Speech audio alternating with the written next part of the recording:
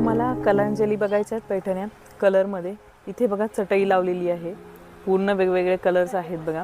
ह्या सगळ्या कलांजली पैठणी आहेत. त्याच्यामध्ये सिंगल कलरमध्ये असेल किंवा असं 2 कलरमध्ये भरपूर व्हरायटी आहे. तर ह्या कलांजलीची प्राईज आहे 20,000.